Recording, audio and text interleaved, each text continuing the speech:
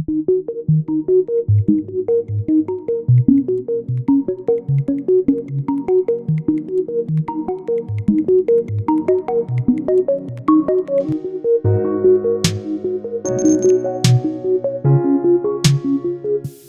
good afternoon, everybody. Hope you're well. Thanks for making it in after the lunch break.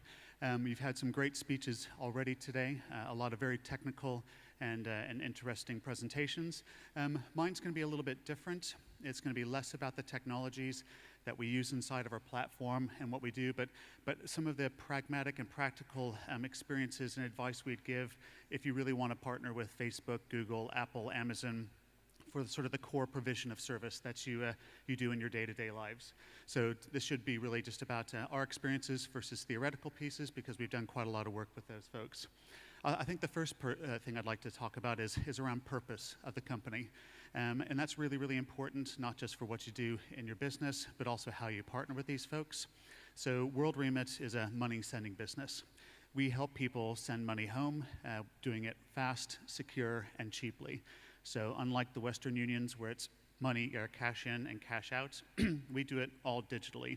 So we send about 1 million transactions home every month. So people sending it from Norway to Philippines, US to Ghana, Canada to Nigeria, the UK to Kenya, and doing it in a way where people can pick it up instantly versus having to wait days for bank transfers. We also work with people who don't have bank accounts. So the concept of mobile money, where you can send money from the US to somebody's mobile money account in Kenya. They don't have a bank account, but they have credit on their mobile phone, and they can pay for groceries, for doctor's appointments, for school fees, etc., to really try and expand this concept of currency, not just from cash and banks or even the cryptocurrencies, but this whole other vast wealth of transfers and payments that exist out there. And we currently do about 75% of all mobile money transfers in the world. So ultimately, we help people send money from 50 countries and receive in 150 countries. So that's about 7,500 corridors of potential combinations of send and receive. But also we've digitized the pay-in, and this is going to be relevant to our conversation later. So you can pay in via credit cards, debit cards, bank accounts, like different types of payment methods, but also Android Pay and Apple Pay. And I'll go into some of the examples about how we've partnered with those to not only give the provision of service to our customers, but also what we've done from a partnership perspective. So we, those 150 countries, some of those are really hard markets to get into. So Democratic Republic of Congo, Benin, Togo, and that's one of our big unique selling points, is we're able to help customers send their money to a lot of different destinations in the ways that they want it. So from a product and engineering perspective, we've got about 120 product and engineering folks inside of London. Opened up a center in Denver, Colorado, where our US headquarters is. And indeed, soon we're going to be launching a dev center here in Poland as well. More on that in the next few weeks. We are agile in our development nature, TDD, CI, CD, all cloud-based. We do about 50 to 60 releases a month, and that's sort of our natural operating rhythm, which is important when you try and start to align that with other big companies. And we do use Apple and Google and Facebook and Microsoft and AWS in our normal day-to-day services, for cloud provision, for Google Analytics, for our Apple app and our Android app. But that's not really what I want to talk to you about. This is more about what we've done with them in the terms of the provision of our service. So we've partnered with Google, Apple, Facebook, and Amazon all recently. And on to go, so in terms of the projects with Google, instead of sending money via your credit card or your debit card, wouldn't it be great if you could be on the WorldRemit app and say, I want to pay with Google Pay, click. We're able to do that, and it's all handled right on the side of their device. Same thing with Apple Pay. I want to send $50 home to my dad. I can do it via Apple Pay. Don't have to get a credit card out. It's all traceable. It's all clear and quick. From a Facebook perspective, and also from an Amazon perspective, we want to look at other ways of interfacing with people, either through messenger chatbots or through voice. So we've done work with Facebook Messenger that we're going to be launching soon about how money transfers work and how to use our service and ultimately to be able to transact via it. but also with Alexa. Our Alexa bot will be coming out soon, which again lets you in natural voice be able to ask, how do I send money from the US to Kenya? How do I send money from Norway to Philippines? And then ultimately being able to say, Alexa, ask WorldRemit to send $50 home to dad. It's where we're going to be going to on that. So, and quite a lot of interesting observations we found by working with all 4 of those different partners. So I guess going into some of the insights that we've had as a result of it, the reason why I focus so much on purpose is that you need to be really, really clear about what it is you want to achieve with each of these partners. Because if with that type of purpose and that focus, you're going to get better customer outcomes. Otherwise, you're going to spend a whole bunch of time researching and doing things that may not actually end up with any benefit. So I've got a whole list of information from our actual product owners and the engineers who have worked on these projects. And I've tried to group them together, and hopefully it'll provide you a little bit of insight as to some of the things that we've done well and some of the things we would have done differently. By all means, send me a LinkedIn or a tweet later. Very happy to send you this list as well if you'd like to get it, and also if you'd like to have any further dialogue on some of the things that we did well or don't do well, because I think we as a technology community need to really band together when working with these folks, because it can either go really, really well or it can go really, really hard. So I guess one of the first insights was even before you start to engage with them, don't feature chase. So you could do 100 features using a Facebook app or 100 features using an Alexa app. Only choose the ones that are relevant for the purpose and the customer outcomes that you want to do. We could have done so much more with Android Pay or Apple Pay and wallets, etc. But actually, our customers want to get onto our app, click, send money home, and then go on with their lives. So we were really, really relentless with what few features we wanted to put out there. And so that customer journey planning up front will lead to better focus and timing in terms of deliverables. But also, when you're doing this integration, clearly one of the benefits to you as a business is it can release marketing funds. And not necessarily cash in pocket, but when we did our Apple Pay integration, Apple gave us some free money, so we were featured on the Apple Store for 2 months in Great Britain. Our downloads went through the roof, gained probably 50,000 new customers as a result of it. It was marketing spend that we didn't have to spend, and Apple didn't have to really spend it either. But we agreed that up front. So if you're going into a venture like that, don't build it, get it tested, and then try and go ask for it. Try and build all that stuff in advance. And I think for a lot of businesses and a lot of engineers that are out here working in an agile fashion, there's less of a tendency to do that upfront planning, but when you're working with these folks, it's really, really important to do that upfront planning, not just from an engineering perspective, but from a marketing and product management perspective as well.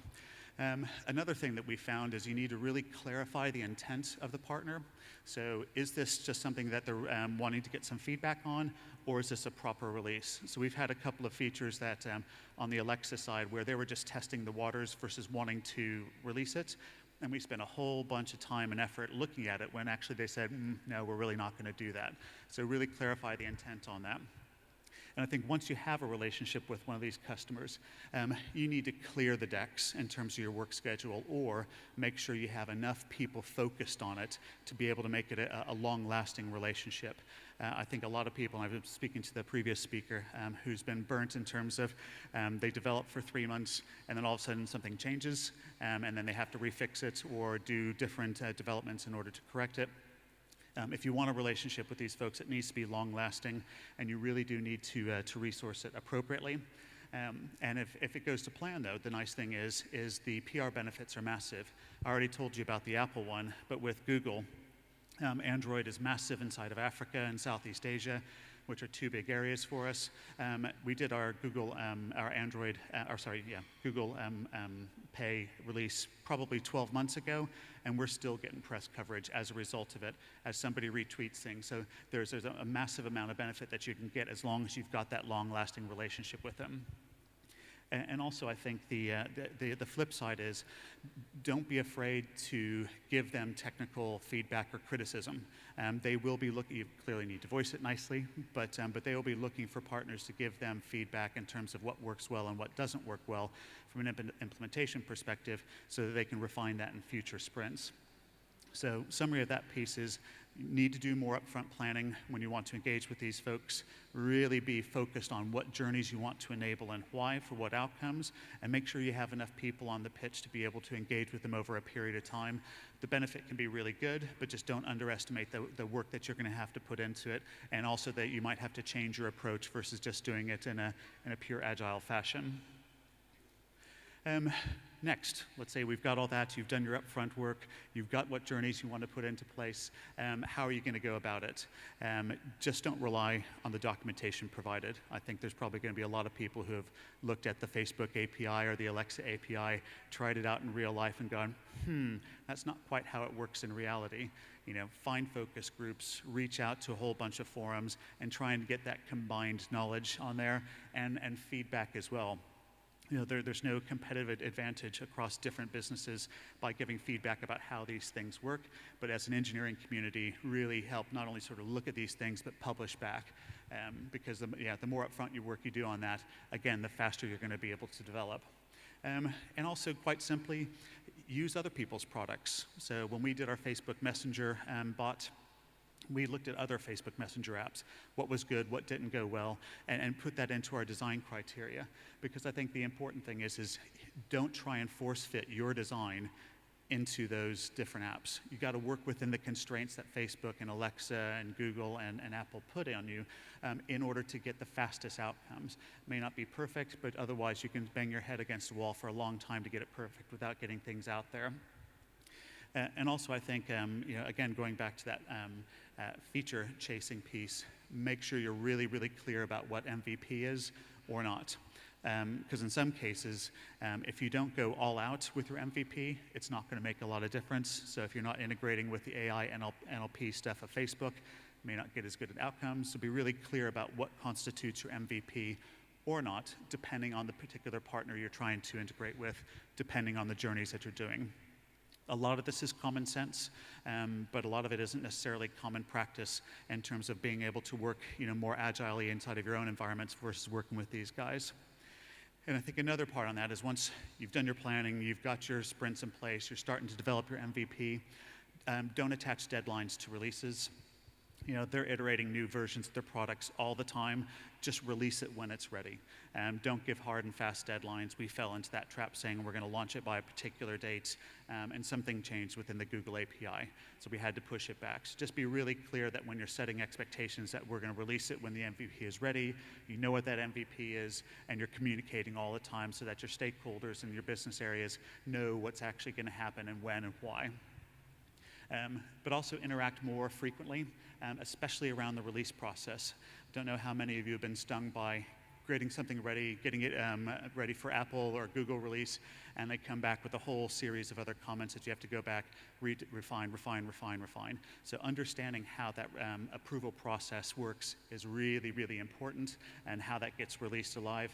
And even do, dummy my world ones, so that you've got something from dev to release that you can put out there so that you understand that whole process.